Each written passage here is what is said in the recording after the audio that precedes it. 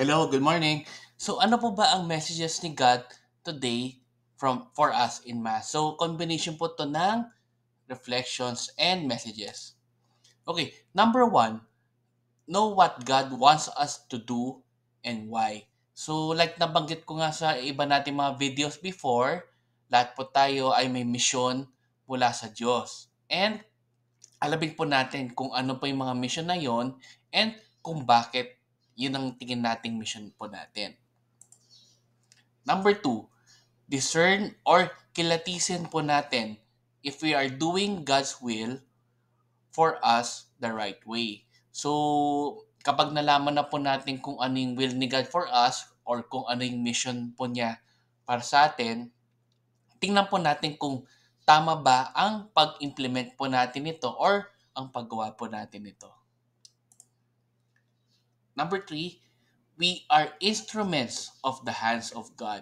So, like nabanggit ko nga sa mga previous videos pa natin, lahat po tayo ay ginagamit ng Diyos para maging biyaya sa ibang tao, sa kapwa po natin, or sa ibang tao nangangailangan. So, lagi pa tayong gumawa ng tama, kabutihan, at tumulong sa kapwa po natin na walang hinihingi na kapalit. Kasi, ginagamit po tayo ng Diyos para maging instrumento ng mga kamay po niya.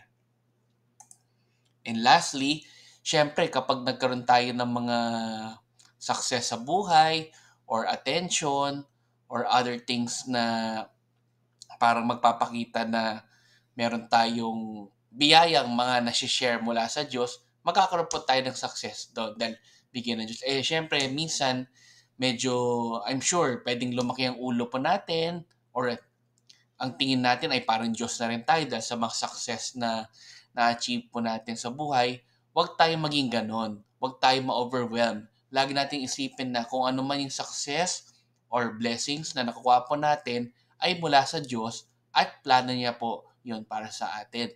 Kaya lagi po tayong maging humble po. Okay? So hopefully, may natutunan po kayo today and let's end again with a simple prayer. In the name of Father, Son, and Holy Spirit. Amen. Lord, sana po ay lagi po kaming maging down to earth at kahit anuman success ang ma-achieve namin sa buhay pa namin, ay lagi po namin isipin at sabihin na mula po yon sa inyo.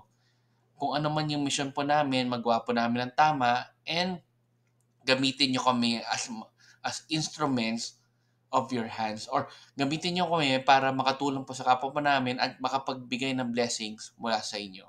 Amen. In the Father, Son, and Spirit. Amen. So, good morning po sa inyo. Maraming salamat.